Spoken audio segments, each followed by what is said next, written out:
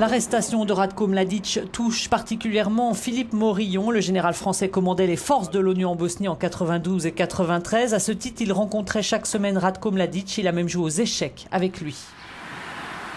C'était une partie d'échecs permanente avec lui. Il était celui en fait qui exerçait le réel commandement sur le terrain.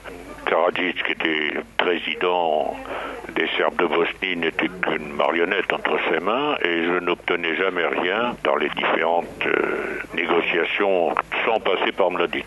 Il se prenait pour Napoléon, il aimait beaucoup que ses fidèles le lui disent. Alors selon vous, Ratko Mladic est-il le responsable le plus important des malheurs de l'ex-Yougoslavie ? Oui. Incontestablement de la prolongation en tout cas des malheurs. C'est-à-dire qu'il est celui qui s'est opposé aux accords de paix qui avaient été négociés à Genève et c'est Mladic tout seul qui a fait un véritable putsch à Palais, qui a obtenu du Parlement des Serbes de Bosnie, contre l'avis de Karadzic, que ce plan soit repoussé.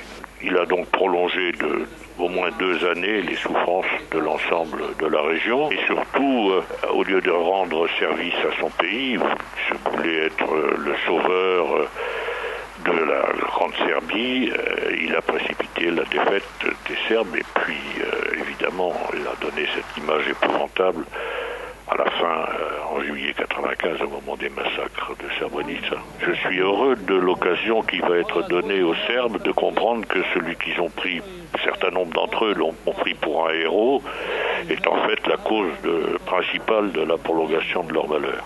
Justement, vous vous sentez plus serein depuis cette arrestation ? J'en suis très heureux pour l'Europe aussi, parce que c'est Euronews qui m'interviewe là. Je suis heureux que le gouvernement serbe, Tadic, ait eu le courage de procéder à cette arrestation. Pensez-vous que cette arrestation, qui est très symbolique, favorise enfin la réconciliation ? Est-ce qu'elle marque la fin de quelque chose ? Les malheureuses mères de Srebrenica, elles, ne pourront pas pardonner.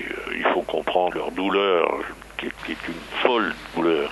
Les jeunes générations qui aspirent eux-mêmes à la paix savent que la paix, elle viendra de l'indépendance mutuelle acceptée. En tout cas, les jeunes de 20 à 30 ans aujourd'hui, ceux qui n'ont pratiquement pas connu la guerre, n'attendent que ça.